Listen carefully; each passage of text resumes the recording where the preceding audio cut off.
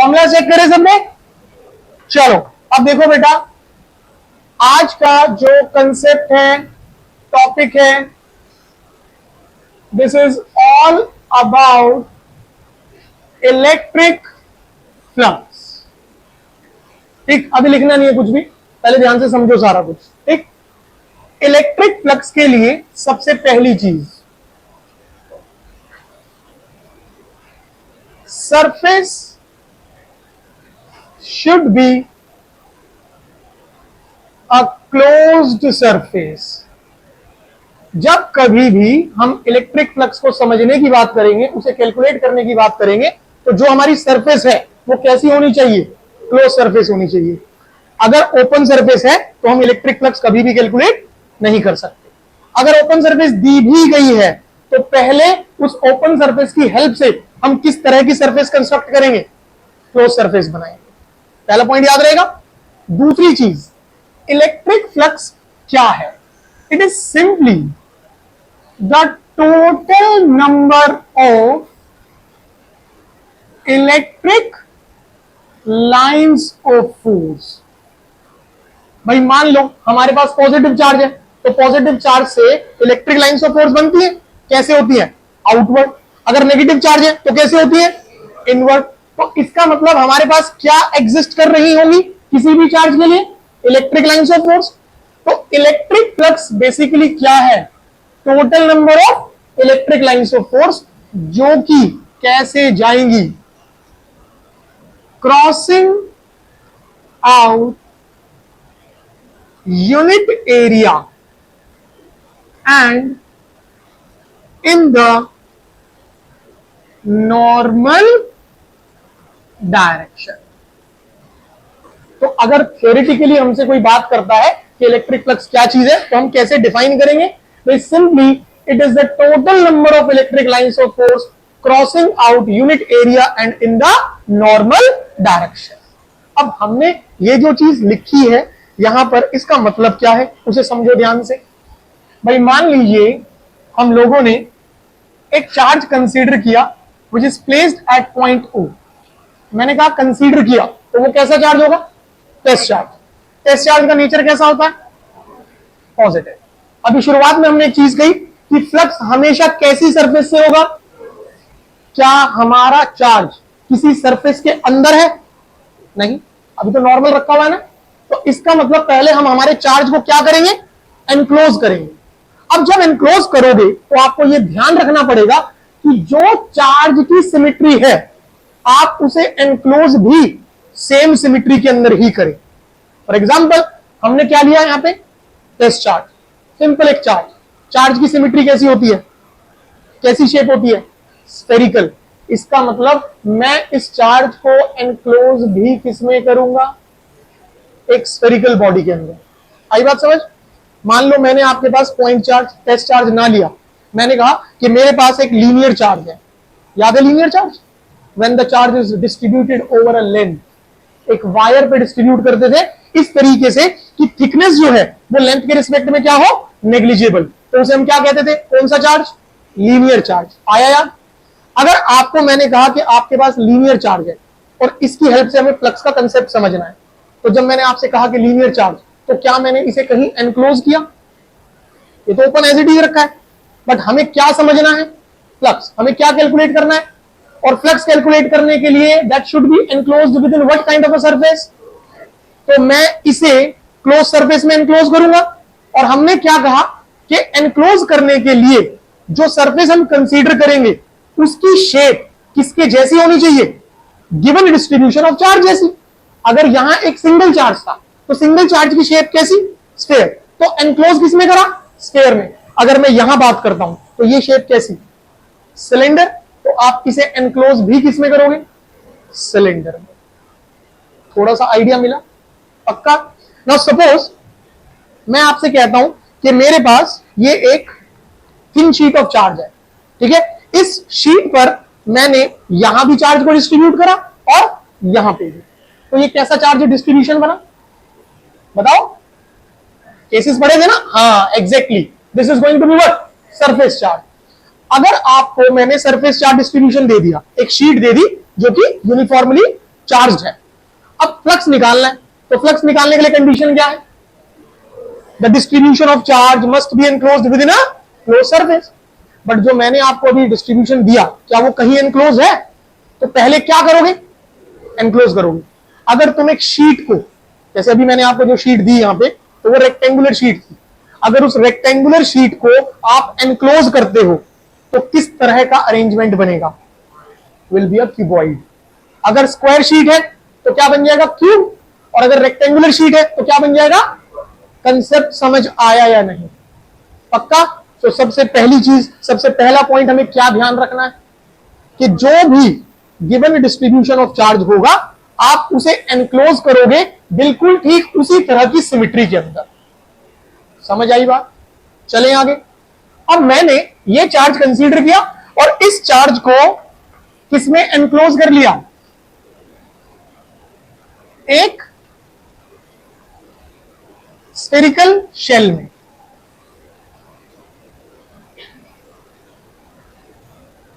ठीक, और कंसीडर कर लेते हैं इसका टोटल एरिया।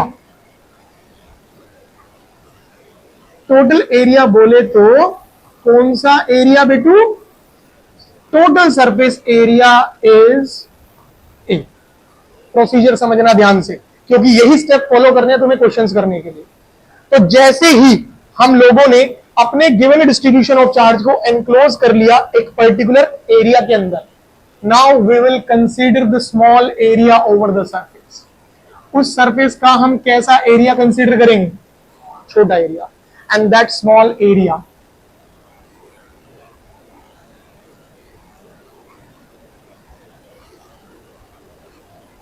डी ए भी लिखते हैं और डी एस भी लिखते हैं, ठीक है?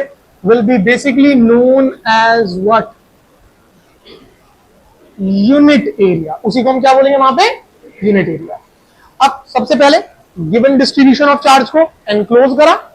एनक्लोज करने के बाद हमने देखा कि there is a total surface area. उस टोटल सरफेस एरिया का आपने क्या कंसीडर करा? यूनिट एरिया, एक छोटा एरिया। अगला स्टेप, अब आप बनाएंगे उसका यूनिट एरिया वेक्टर। क्या बनाएंगे? Unit area vector. अब जैसे हम बोल रहे हैं यूनिट एरिया वेक्टर, मतलब यूनिट वेक्टर। यूनिट वेक्टर आई कैप जे कैप तीनों एक दूसरे से कितने एंगल पर होते हैं?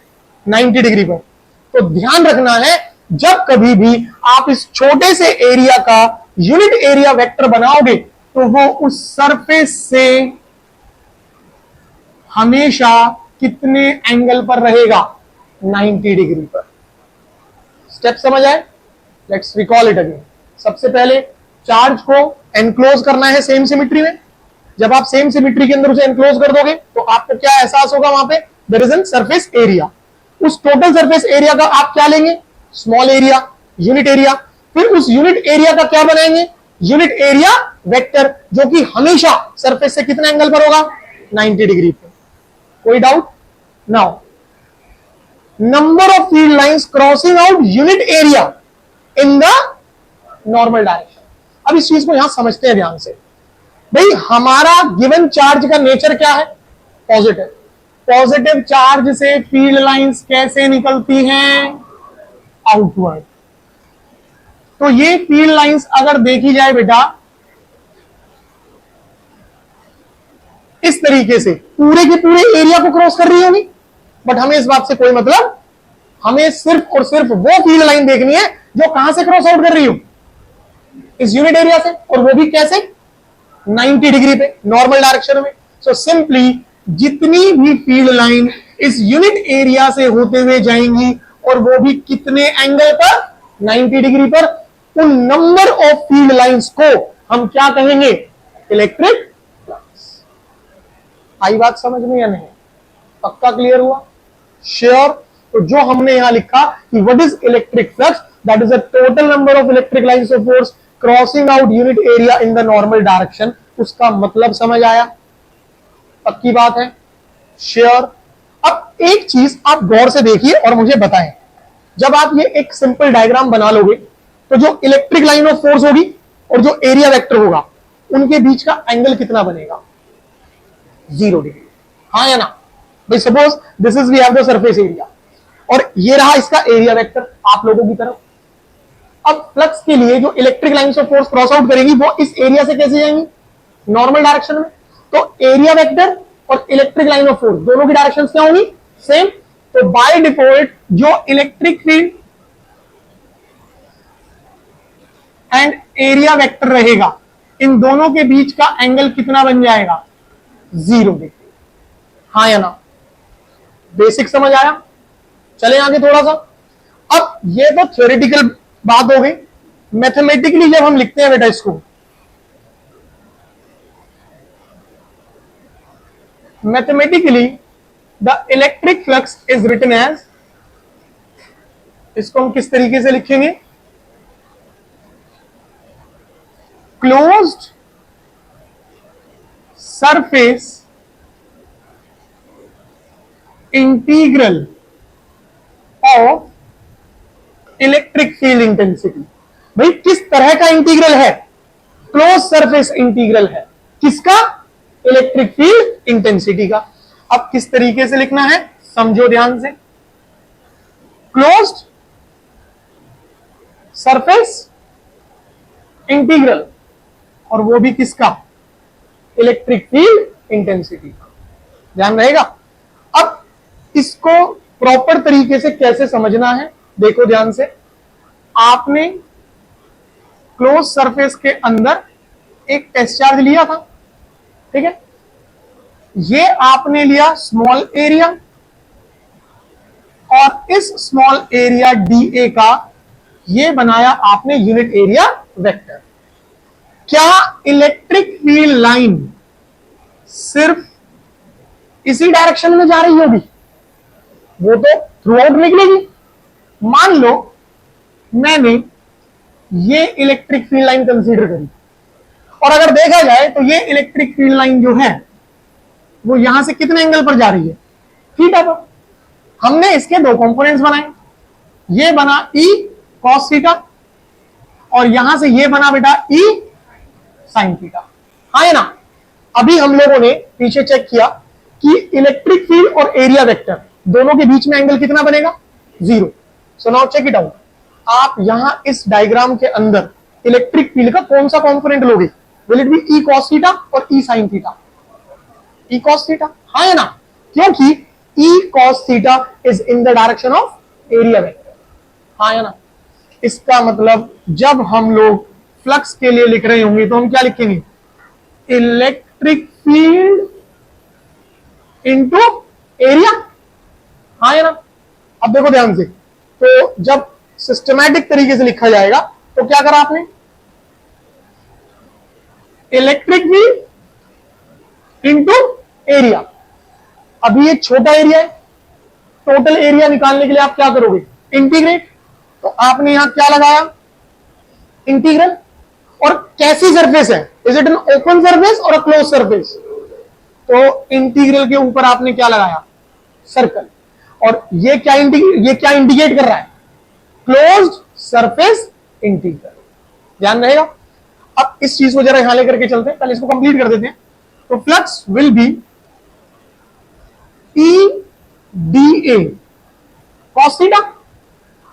अगर हम इसे सॉल्व आउट करें तो ई कॉस थीटा तो बाहर आ जाएगा, और डीए को इंटीग्रेट करोगे तो क्या बनेगा, total surface area. Total surface area कितना है, ए, तो इंटू ए। तो फ्लक्स का फॉर्मूला क्या तैयार हुआ, ई ए कॉस थीटा। बेटा याद करो, जब कभी भी कॉस थीटा आता है तो आप कैसा प्रोडक्ट बनाते हो, dot product. So that's why we will write this as what, E vector dot DA, so that अगर आप इसे रिजॉल्व करोगे तो आपके पास क्या चीज निकल के आएगी, देखिए ध्यान से, this will be E D A, और डॉट प्रोडक्ट है तो क्या लगाओगे, कॉस थीटा। नाउ रिजॉल्व करो, ई कॉस थीटा बाहर, और ये हो गया डीए, और डीए को इंटीग्रेट करोगे तो क्या बनेगा, टोटल सरफेस एरिया। तो what will be the electric flux, E A cos theta. आई बात समझ में है, पक्का। सिर्फ दो चीजें पकड़ी हैं अभी। पहला, थ्योरेटिकली फ्लक्स को हम कैसे समझेंगे कि फ्लक्स क्या है, वो total number of electric lines of force जो कि यूनिट एरिया से होकर के निकलेंगी, और वो भी किस डायरेक्शन में, परपेंडिकुलर डायरेक्शन में। तो वो जो total number of field lines होंगी उन्हीं को हम क्या बोलेंगे, वहां का इलेक्ट्रिक फ्लक्स। ये पहली चीज होगी। दूसरी चीज, अगर मैथमेटिकली लिखते हैं तो what will be the formula, E A cos theta. कोई डाउट? पक्का? अब यहीं पर आप लोगों को ध्यान से समझना बेटा, और आंसर करना है भाई। मान लीजिए ये रही आपकी इलेक्ट्रिक फील्ड और ये रही एक सरफेस। आपने लिया इस सरफेस का स्मॉल एरिया, इसका एरिया वेक्टर बनाओगे तो वो सरफेस से कितने एंगल पर लगेगा, 90 डिग्री पर। आप ध्यान से देखो, theta between electric field and area vector कितना बन रहा है, 90। हाँ या ना? समझना पड़ेगा। इलेक्ट्रिक फील्ड और एरिया, ठीक है, इलेक्ट्रिक फील्ड और दोनों रखे कैसे हैं, पैरेलल। इलेक्ट्रिक फील्ड और एरिया रखे कैसे हैं, बट इलेक्ट्रिक फील्ड और एरिया वेक्टर एंगल कितना बना रहे हैं, 90 डिग्री। बात समझ आई? तो अगर इस सिचुएशन में देखोगे तो electric flux will be E A cos theta. Theta को यहां रखिएगा तो इलेक्ट्रिक फ्लक्स कितना होगा, so this is the condition of minimum electric flux। इस तरह की सिचुएशन में इलेक्ट्रिक फ्लक्स क्या होगा, मिनिमम, 0। यहां तक समझ आया? नाउ लिसन, सपोज मेरे पास ये एक बॉडी मैंने कंसीडर करी, ठीक है, मुझसे कहा जा रहा है electric field is existing along positive x axis. Electric field कहां एग्जिस्ट कर रही है, इन दिस डायरेक्शन। हाँ या ना? अब इस इलेक्ट्रिक फील्ड के अंदर इस बॉडी को ऐसे रखा गया, डन। अब एरिया को समझो ध्यान से, ये भी है एरिया, इधर भी है और ये भी है। हाँ या ना? एग्रीड? ओके। अगर मैंने इस हिस्से पर स्मॉल एरिया लिया तो इस हिस्से का एरिया वेक्टर कैसे आएगा, इस तरफ, डन है। इलेक्ट्रिक फील्ड कैसे थी, पॉजिटिव एक्स एक्सिस ना, इलेक्ट्रिक फील्ड भी इस तरफ। तो area vector, electric field vector, दोनों के बीच का एंगल कितना हो गया, आई बात समझ? श्योर? अगर एंगल 0 डिग्री है, फॉर्मूले में आ रहा है कॉस थीटा, मतलब cos 0 degree, cos 0 degree non zero देगा, मतलब फ्लक्स एग्जिस्ट करेगा। हाँ या ना? बात समझ आई? ओके। अब मैं बात करता हूं इस फेस पर। अगर मैं इस फेस की बात कर रहा हूं तो एरिया वेक्टर ऐसे जाएगा। हाँ या ना? बट इलेक्ट्रिक फील्ड, दोनों के बीच में एंगल कितना, cos 180 इज 0, फ्लक्स अभी भी नहीं बनेगा। कुछ तो बना, भले ही नेगेटिव बन रहा है बट बना ना। ओके। अब आते हैं कर्व्ड सरफेस पर, आपकी चॉइस है। कोई कहता है मैं फ्रंट वाला ये पोर्शन लेना चाहता हूं, ठीक है, कोई कहता है ऊपर वाला कर्व सरफेस, कोई कहता है पीछे की साइड वाला कर्व सरफेस, कोई कहता है लोअर कर्व सरफेस। चॉइस आपकी है, ठीक है। मान लीजिए आपने फ्रंट वाला पोर्शन कंसीडर किया, चक्षु सामने ध्यान दो बेटा, ठीक, आपने ये वाला पोर्शन कंसीडर किया है, तो एरिया वेक्टर सरफेस से कितने एंगल पर, 90 डिग्री पर आपकी तरफ जाएगा। इलेक्ट्रिक फील्ड किधर है, इस तरफ है। इलेक्ट्रिक फील्ड, एरिया वेक्टर कितना, फ्लक्स। आई बात समझ में? So this is how we have to consider the area vector.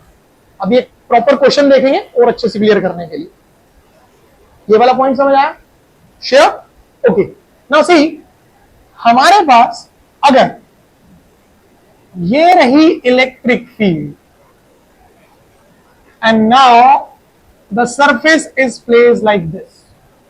पहले क्या था, इलेक्ट्रिक फील्ड, एरिया वेक्टर ऐसे थे। अब ये इलेक्ट्रिक फील्ड और एरिया ऐसे रखा गया है। तो ये आपने लिया स्मॉल एरिया और इस स्मॉल एरिया का क्या बनाया, एरिया वेक्टर। भाई इलेक्ट्रिक फील्ड और एरिया वेक्टर दोनों की डायरेक्शन क्या हो गई है, तो इसका मतलब थीटा कितना। अब देखो जरूरी नहीं है कि एरिया वेक्टर इधर ही बनाया जाए। अगर आप ये वाला फेज लेते तो एरिया वेक्टर इधर आता, इन दैट केस एंगल कितना बन जाता, 180 डिग्री। बात समझ आई? नाउ फिलहाल यहां theta 0 and what is the general formula, it is E A cos theta. Theta को करा 0, E A cos 0, cos 0 is 1, then what will be the electric flux? EA, and this is the condition of maximum electric flux. बात समझ आई? पक्का? यहां तक अगर कोई भी डाउट है बेहिचक उसे क्लियर कीजिए, बताइए। श्योर? 3 पॉइंट, ठीक है, समराइज कर लेते फटाफट से। पहली चीज, थियोरेटिकली जब हम डिफाइन कर रहे हैं, ठीक है, तो 2 डेफिनेशन लिख देंगे। पहला, the total number of electric lines of force crossing out unit area in the normal direction, ठीक है। और दूसरी क्या लिख देंगे? That electric flux is always equal to the closed surface integral of electric field intensity. Done है? दूसरी चीज हम क्या लिखेंगे? General formula. So general formula will be what? That flux is equal to E A cos theta. हो जाएगा? And आखिरी point क्या ध्यान रखना है? 2 कंडीशंस। अगर, ध्यान से सुनना, अगर surface area is parallel to electric field, ठीक है, जो सरफेस एरिया और इलेक्ट्रिक फील्ड है वो क्या है? पैरेलल। तो एरिया वेक्टर ये जाएगा, तो इलेक्ट्रिक फील्ड और एरिया वेक्टर के बीच का एंगल कितना हो जाएगा? 90, जिसकी वजह से फ्लक्स 0। दूसरी सिचुएशन कि अगर electric field and surface are perpendicular, तो एरिया वेक्टर ये गया, दोनों के बीच में एंगल कितना हो गया? 0। In that case flux will B maximum. समझ आया? पक्का क्लियर है? अब ध्यान रखनी पड़ेगी आपको इसकी यूनिट्स। इलेक्ट्रिक फील्ड की 2 यूनिट लिखी थी, अगर याद हो, एक न्यूटन पर कूलम और दूसरी वोल्ट पर मीटर। एज इट इज यहां पे भी 2 यूनिट्स है, एक है न्यूटन मीटर स्क्वायर पर कूलम और दूसरी है वोल्ट मीटर। इंपॉर्टेंट है बेटा, एग्जाम्स में पूछी जाती है, ध्यान रखना। हो जाएगा? फ्लक्स के फॉर्मूले में कैसा प्रोडक्ट आया? डॉट प्रोडक्ट या क्रॉस प्रोडक्ट? अगर डॉट प्रोडक्ट है तो कैसी क्वांटिटी? अगेन इंपॉर्टेंट पॉइंट है, कैसी क्वांटिटी? अब सुनो ध्यान से, इलेक्ट्रिक चार्ज तो था, वो भी कैसी क्वांटिटी थी? स्केलर। हम वहां क्या कहते थे कि क्योंकि इलेक्ट्रिक चार्ज जो है वो एल्जेब्रिक सम को फॉलो करता है, इस वजह से वो कौन है? स्केलर। हाँ है ना? अब यहां पर हम क्या कहेंगे? क्योंकि फॉर्मूले में क्या बन रहा है? डॉट प्रोडक्ट, इस वजह से ये क्या है? और क्योंकि स्केलर है, सो विल ऑलवेज फॉलोज कैसा सम? Algebraic sum. पॉजिटिव है तो पॉजिटिव रखेंगे और नेगेटिव है तो नेगेटिव। समझ आई बात या नहीं? पक्का क्लियर है यहां तक? श्योर?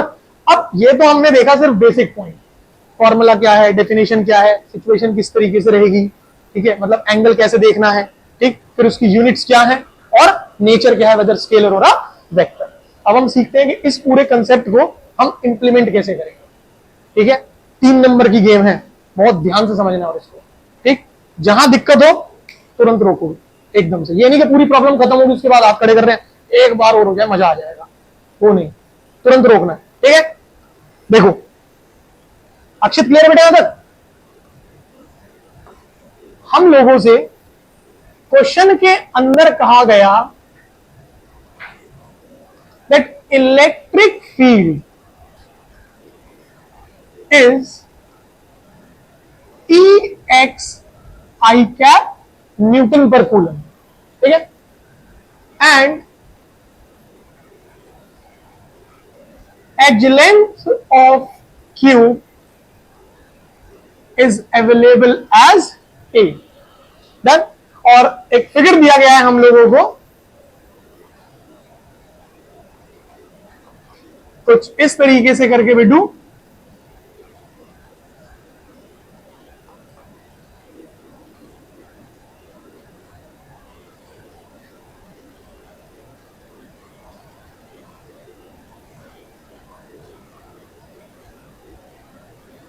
ये चीज, और एज लेंथ कितना अवेलेबल है? A। अब कहता है इस सिचुएशन के अंदर हमें इलेक्ट्रिक फ्लक्स निकालना है, ठीक है। तो सबसे पहली चीज आप क्वेश्चन में देखेंगे इलेक्ट्रिक फील्ड इक्वेशन को, it is EX I cap. आप ढूंढेंगे डायरेक्शन को, पॉजिटिव आई कैप है या नेगेटिव आई कैप है? पॉजिटिव आई कैप मतलब कौन सा axis? Positive x axis. This means इस गिवन सिचुएशन के अंदर इलेक्ट्रिक फील्ड सिर्फ किस डायरेक्शन में काम कर रही है? Positive x axis. Y axis पे कोई काम नहीं है, जेड एक्सिस पे कोई काम। Electric field is only along positive x axis. Done है? कोई डाउट? पक्का? सरफेस कैसी होनी चाहिए फ्लक्स के लिए? है हमारे पास there will be total surface area, और फिर हम क्या लेते थे? स्मॉल एरिया, फिर उसका यूनिट एरिया वेक्टर। हाँ या ना? आप इलेक्ट्रिक फील्ड में दोबारा से जाएं और ध्यान से देखें, यहां लिखा हुआ है हमारे पास ई एक्स आई कैप। अब इस हिस्से से तो हमें पता लग गई डायरेक्शन आई कैप से, तो the remaining portion is basically the magnitude of electric field, और इस मैग्नीट्यूड के अंदर जो ये एक्स है, इसका मतलब होता है डिस्टेंस फ्रॉम ओरिजिन। अब जरूरी नहीं है कि हमेशा एक्स ही हो, might be e x square, may be 3e(x cube), कुछ भी हो सकता है, बट वहां जो वो एक्स होगा उसका मतलब हमेशा क्या है? Distance from origin. विनायक, पढ़ाई में ध्यान, यहां तक समझ आया? अब ध्यान से देखो, मेरे पास एक तो ये फेस है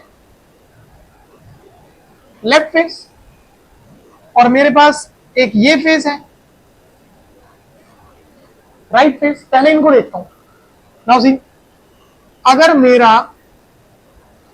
लेफ्ट फेस और ये रहा मेरा राइट फेस, मैंने इनके स्मॉल एरिया कंसीडर की, ठीक है? तो लेफ्ट फेस का एरिया वेक्टर ये आ गया, राइट फेस का एरिया वेक्टर। बोलो हाँ या ना? पक्की बात भाई? जैसे ये क्यूब कंसीडर कर लेता हूं, तो ये राइट फेस और ये लेफ्ट फेस। राइट फेस का एरिया वेक्टर इधर गया और लेफ्ट फेस का एरिया वेक्टर इधर आ गया। कोई doubt? Area vector electric field कितना एंगल, पक्की बात है? और एज इट इज हम लोग चलते हैं राइट फेस पर, एरिया वेक्टर इलेक्ट्रिक फील्ड कितना एंगल? 0 डिग्री। किसी को कोई डाउट? श्योर? नाउ कंसीडर करते हैं top face and the bottom face. ये लिया मैंने, इस तरीके से लेते हैं, ये टॉप फेस और ये टॉप फेस पर अगर एरिया वेक्टर बनाया तो ये ऊपर, इलेक्ट्रिक फील्ड इधर। Electric field area vector angle कितना? cos 90। फ्लक्स लिखने की जरूरत हाँ या ना? अब बॉटम फेस पर आए, सो बॉटम फेस में एरिया वेक्टर ये क्या? इलेक्ट्रिक फील्ड इधर, एरिया वेक्टर नीचे, electric field right side, angle फिर से कितना? फ्लक्स लिखने की जरूरत? कोई doubt? Okay, now front face, area vector आप लोगों की तरफ, इलेक्ट्रिक फील्ड उस तरफ होगी, कितना एंगल? फिर से flux, and back face, area vector ऐसे क्या? इनवर्ट, इलेक्ट्रिक फील्ड इस तरफ, एंगल फिर से कितना? फ्लक्स। इसका मतलब फिलहाल जो सिचुएशन है, इस सिचुएशन में मेरे पास top face, bottom face, front face, back face, सबके एरिया वेक्टर और इलेक्ट्रिक फील्ड के बीच का एंगल कितना हो गया? 90, जिसकी वजह से फ्लक्स कितना हो गया? इस वजह से हम उन्हें consider, we will consider only the right face and the left face. यहां तक कोई डाउट? पक्का क्लियर है? श्योर? अब कैलकुलेशन समझो। मैंने बात करी लेफ्ट फेस की, तो मैं लेफ्ट फेस की इलेक्ट्रिक फील्ड को कितना लिखूंगा? कितना मैग्नीट्यूड? ई एक्स। एक्स क्या था? Distance from origin. Done? Left face का distance from origin will be this. हाँ या ना भाई? जब तक कुछ ना दिया जाए तब तक आप उसे हमेशा किसके बराबर मानेंगे? एज लेंथ के। तो एज लेंथ कितनी है? तो आप यहां भी कितना लेंगे? इसका मतलब लेफ्ट फेस के लिए एक्स की वैल्यू कितनी हो जाएगी? चक्षु, अगर पढ़ाई में ध्यान नहीं दोगे तो 3 नंबर गए बेटा हाथ से। तो फिलहाल यहां x की वैल्यू कितनी, अगर आपने यहां इस्तेमाल कर लिया तो इलेक्ट्रिक फील्ड कितनी आ गई, EA न्यूटन पर। कोई doubt? Now tell me the area of the left face. भाई क्यूब है, क्यूब में जो ये फेस होगा will be the square face, and what will be the area, side square. What is the edge length, so what will be the area then? कोई doubt? Electric field आ गई, area आ गया, angle निकाल चुके हो। हमें क्या निकालना है, फ्लक्स। क्या लिखेंगे, what is flux, E A cos theta, flux for the left face, E A cos theta for the left face. What is the electric field for the left face, E A, area for the left face, cos 180 कितना आ गया, minus E A cube newton metre square per. कोई doubt? पक्का? Sure? चले आगे। अब बात करते हैं किसकी, राइट फेस की। ध्यान से देखो, राइट फेस का ओरिजिन से कितना डिस्टेंस है, वेरी गुड, कितना डिस्टेंस, 2a। तो बेटा इस हिसाब से electric field for the right face बताओ। चलो ये रहा फॉर्मूला, x की जगह कितना पुटअप करा तो क्या बनेगा, 2EA न्यूटन पर। कोई doubt? Sure? Then what about the area for the right face? ध्यान से, जल्दबाजी नहीं। कितना? अरे बेवकूफ, भाई क्यूब का एज लेंथ बदला, वो तो सेम है ना ए, तो एरिया कितना रहेगा और एंगल कितना, सारी वैल्यूज बने। What will be flux for the right, E A cos theta for the right face. Value डालो बेटा, electric field 2EA, area A स्क्वायर and cos 0 1। Flux for the right face कितना आ गया, positive 2EA cube newton metre square per. इसको कर देते हैं फर्स्ट, इसको कर देते हैं। पहले बताओ यहां तक केस पूरा क्लियर अच्छे से, पक्की बात, श्योर? फ्लक्स कैसी क्वांटिटी, अलजेब्रिक सम और वेक्टर सम। तो बाबू what will be the net flux, flux left plus flux, जो पॉजिटिव है पॉजिटिव रखो और जो नेगेटिव है सो minus EA cube plus 2EA cube. What will be the final answer, newton metre square per. मुबारक हो, समझ आई बात? ये फ्लक्स को कैलकुलेट करने का पहला तरीका है। There are more many ways, ठीक है, सिचुएशन अलग अलग तरीके से आएंगी, रटना नहीं है। ये क्वेश्चन हमने इसलिए करा जिससे कि हमें सिर्फ कंसेप्ट पकड़ में आ जाए कि एरिया वेक्टर देखा जाएगा, एरिया वेक्टर के बाद इलेक्ट्रिक फील्ड के साथ उसका एंगल देखा जाएगा। हम इलेक्ट्रिक फील्ड पकड़ लेंगे, एरिया की वैल्यू पकड़ेंगे, एंगल हमें पता लग जाएगा। फ्लक्स का फॉर्मूला EA cos थीटा, उसमें पुटअप करके हम फ्लक्स को कैलकुलेट कर लेंगे। अगर नंबर ऑफ फ्लक्स बन रहे हैं जैसे कि यहां पर देखा हमने, ठीक है भाई, 4 फ्लक्स तो क्या हो गए, 0। 4 कौन कौन से, top face, bottom face, front face, और ये 4 तो कितने हो गए थे, बचे थे सिर्फ 2। हमने उन 2 को कैलकुलेट किया और कैसा सम बना लिया, अलजेब्रिक सम। फाइनल आंसर आ गया। आई बात समझ में? कोई डाउट? पक्का? मजेदार बात, जेई मेंस और नीट दोनों में आ रखा है, ठीक है। तो अपने पास भी ये क्वेश्चन मिलेगा तो 3 नंबर में मिलेगा, और वहां मिलेगा तो सीधे 4 नंबर में मिलेगा। कर सकते हो? सो आप लोगों को क्वेश्चन को समझ के उसको कैसे अटेम्प्ट करना है, वो स्पीड और लिखने की स्पीड दोनों ही मेंटेन करनी पड़ेगी, और बहुत बढ़िया तरीके से। क्लियर है? अभी सिर्फ आइडिया लिया है, जब इस चैप्टर के न्यूमेरिकल्स में घुसेंगे we'll have more number of figures, we'll have more number of situations, but concept will remains the same। इसको सॉल्व आउट करने का कंसेप्ट नहीं बदलेगा, कंसेप्ट यही चलेगा। यहां तक कोई समस्या? कर देंगे अच्छे से। अब खत्म करो ये बेटा, हमने यहां पे ना इलेक्ट्रिक फ्लक्स वाला कंसेप्ट सारा खत्म कर लिया है। आप पहले हेडिंग डालो और डेफिनेशन लिखेंगे बेटा इसकी।